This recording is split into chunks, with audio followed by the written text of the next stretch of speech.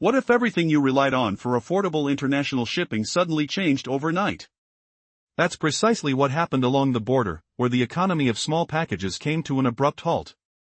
On August 29, Mexico's National Postal Service announced they were halting package acceptance from the United States due to the end of the Dynams exemption. This shift transformed political rhetoric into a hard-hitting logistical reality, like a dam breaking under pressure. Gone are the days when low-value packages could flow through the border with ease. Now, every parcel that crosses into the U.S. must navigate a minefield of customs duties. Small producers, who flourished by sending their crafts across borders, find themselves in a tight spot. Family packages meant to connect loved ones are now caught in a web of tariffs, either hitting their wallets with origin-based taxes or facing fixed customs rates ranging from 80 to 200 tax totals for 6 months. Can you feel the anxiety? As the gears of commerce grind to a halt over misplaced codes, the conveyor belts stop, echoing the distress of countless artisans from Tijuana to El Paso. In this new world, postal networks are scrambling to adapt.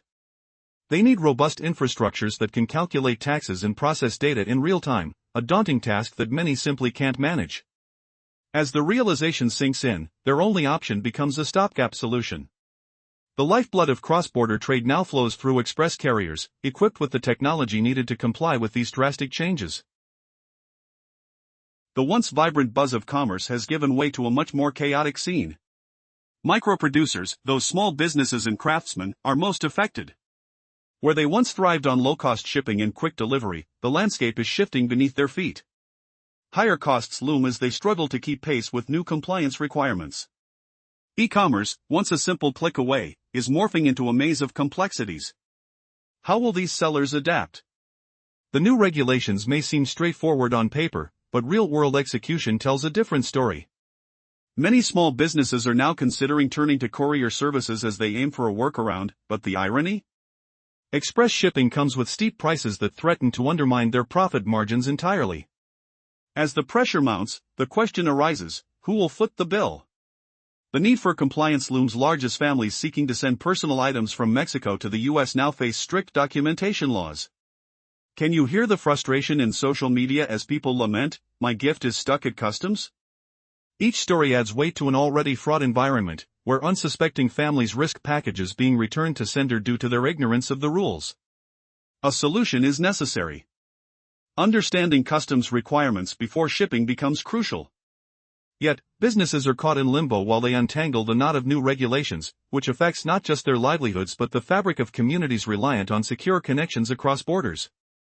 Will the postal channels adapt and reopen?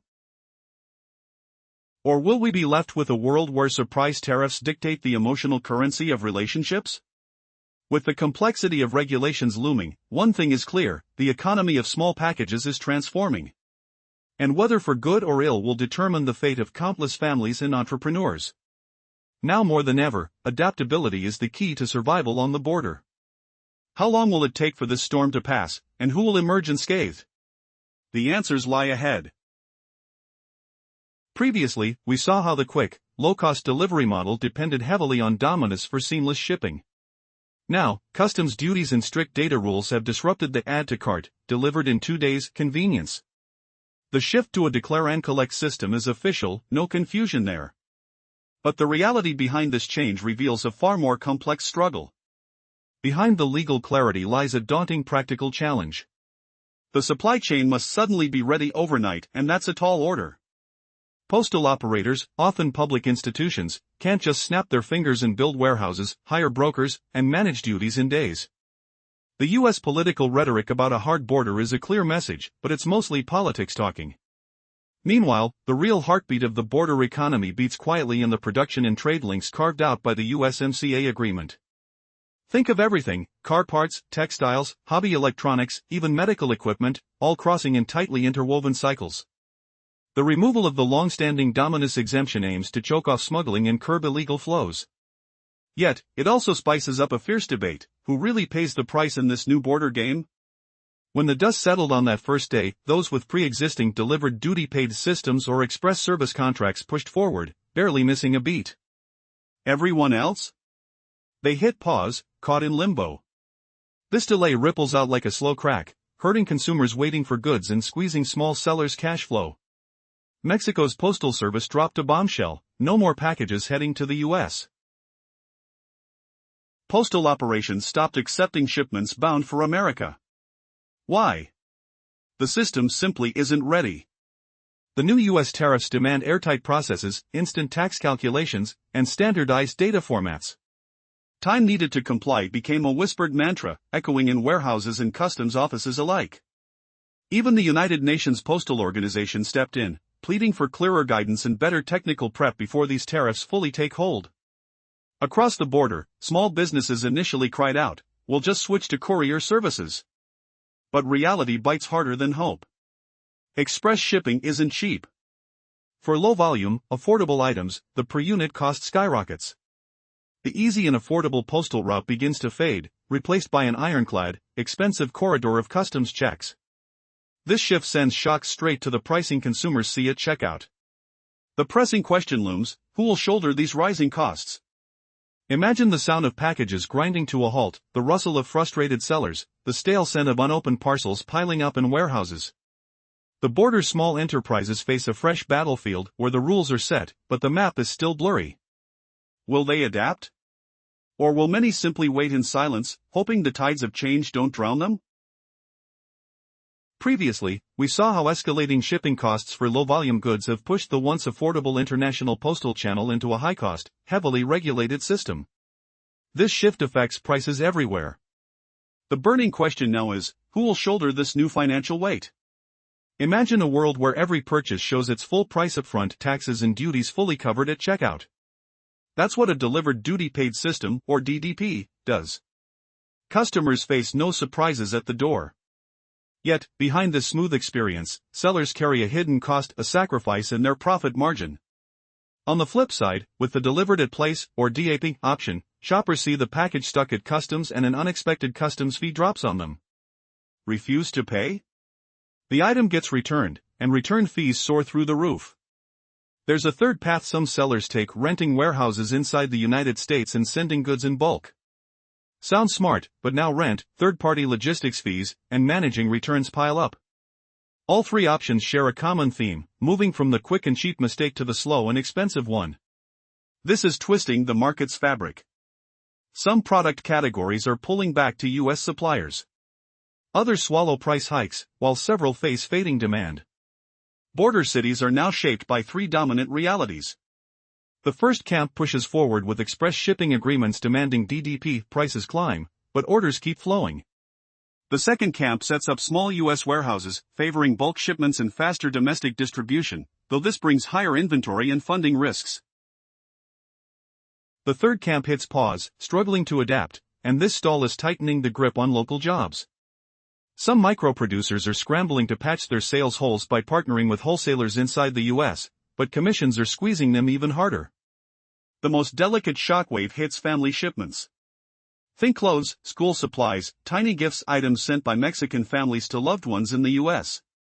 Every one of these now demands strict paperwork. Though the laws offer some leeway for letters and low-value gifts, the reality on the ground tells a different story. Most families don't know the fine print. Those unprepared see packages slapped with a return to sender label. Picture the quiet frustration at the border, a mother's hopeful gift caught in a maze of bureaucracy, the familiar scent of fresh paper wrapped tightly, now marked for return. The social buzz grows louder. Complaints flood the digital spaces, voices rising in frustration: where is my gift? Stuck again at customs. With these tightening rules, the question lingers in the air: can the border economy survive this shift?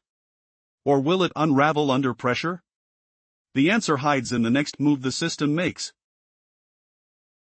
As the complexity of customs regulations heightens, the daily lives of those living at the border are feeling the significant impact. Social media is abuzz with posts such as, "My gift is stuck at customs," putting pressure on public sentiment. The need for diligence in understanding customs requirements before shipping is paramount. Are you aware of how new regulations can transform a simple gift into a logistical nightmare? In recent developments, strict documentation requirements have emerged for package shipments, particularly affecting items sent between Mexico and the United States. While the law allows a degree of flexibility for personal letters and low-value gifts, many families remain blissfully unaware of the intricacies involved. An unprepared shipment could lead to a devastating return to sender stamp, complicating emotional connections forged through family gifts. Turning to the legislative framework, the United States-Mexico-Canada Agreement, USMCA, comes into focus. It sets the rules of origin and preferential tariffs, yet its impact is nuanced. The removal of certain exemptions means that products outside the agreement now incur U.S. tariffs. Even for compliant items, the demand for documentation and data is increasing. A clear legal framework exists, but navigating its complexities feels overwhelming. Public institutions on the Mexican side are urging compliance, while border towns are struggling to adapt, turning to brokers and software to manage the new realities. Political rhetoric may advocate for strict borders, but the economic landscape cries out for a functional supply chain. What if there was a structured approach to manage this chaotic interplay? A three-step roadmap could create some order amidst uncertainty. Establishing DDP infrastructure. By incorporating duties and taxes transparently at checkout, customers receive predictability in pricing, significantly decreasing unexpected returns. Micro-warehousing. Set up on the U.S. side, these storage facilities could streamline delivery for seasonal products, enhancing visibility and efficiency in the domestic market. Revise product offerings. Shifting focus from low-value items that complicate customs duties to high-value products could streamline operations and maintain profitability. Despite the initial costs, these steps promise upfront pricing and long-term business sustainability, allowing for growth in a changing marketplace. Now, how will small businesses adapt to these changes without losing their foothold in an increasingly competitive environment? The landscape of cross-border trade has taken a dramatic shift. Major online marketplaces in the United States have spent years creating a shipping framework that provides clear visibility of taxes and customs duties. Shoppers can see all expenses before they click buy, which prevents unpleasant surprises upon delivery. Yet, small producers, who lack the same infrastructure, find themselves struggling in this new environment. Now, as these gargantuan platforms thrive, smaller businesses are forced to rethink their approach. The trend is unmistakable. There's a swift transition towards a model where small and medium-sized businesses rely on established platform stores and U.S. warehouses for distribution. This shift could spell trouble for the local workforce near the border. A decline in package volume means that jobs related to sorting, transporting, and distributing goods will diminish. The express shipping sector can provide some relief, but at a cost that many cannot afford. The clock is ticking for a proactive response from the public sector.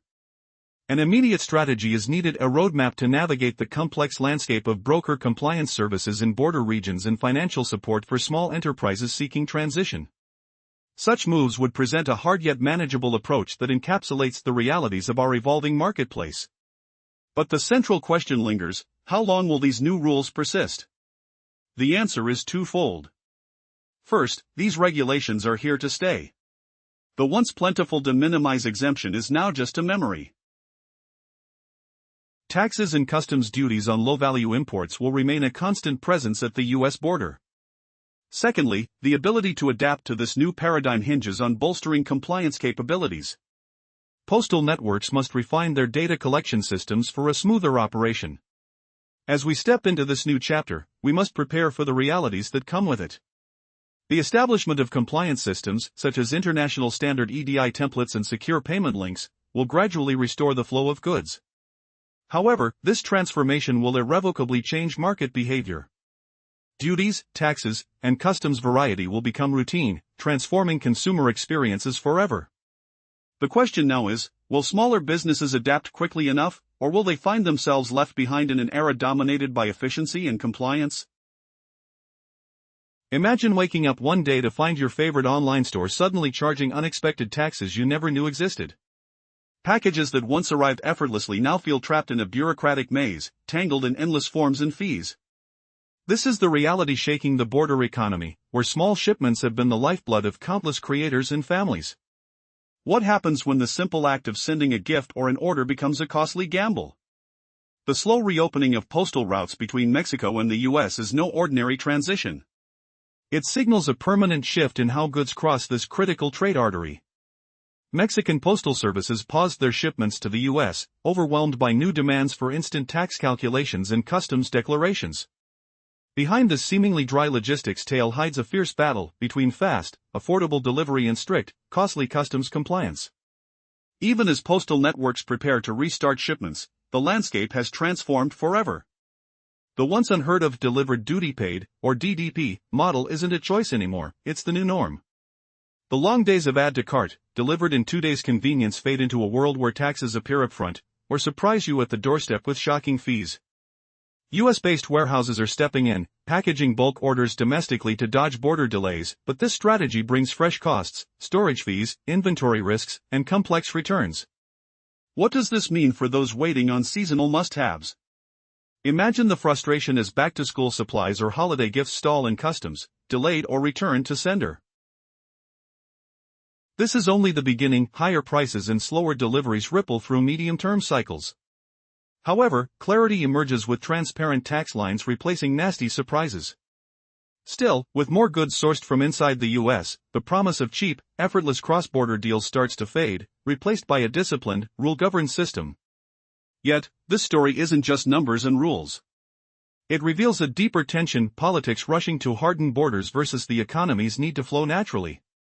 The tough border slogans may rally support, but every kink in the supply chain pushes costs onto small sellers and their customers, shaking fragile livelihoods. The key?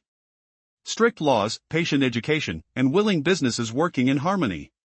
In truth, Mexico's postal pause was not a political stunt but a necessary technical breather.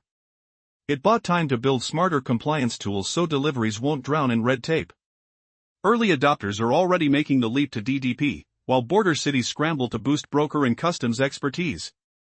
The message is clear: the border is not closing, it's evolving. Will this new balance bring order or upheaval? The answer lies in how fast infrastructure adapts, and how much consumers are willing to pay for predictability over surprise.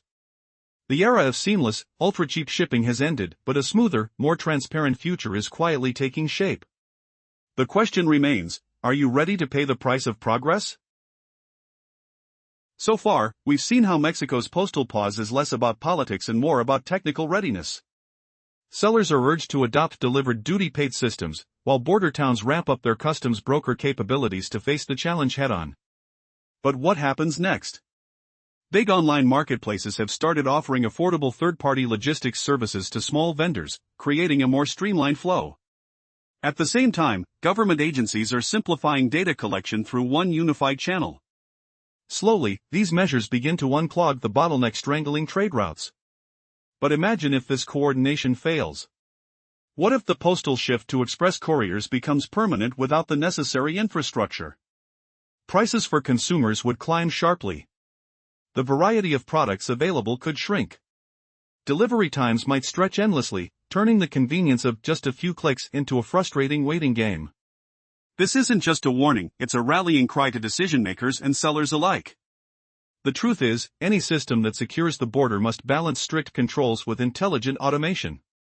Since these US tariffs are here to stay, we need frameworks that make tax and customs duty transparent. International shipping data must be standardized, and small businesses should receive tools and support to stay compliant. Mexico's Postal Service freeze exposes exactly where those systems falter. Until the crucial digital bridges and compliance networks are built, both consumers in the US and merchants along the border will bear the strain.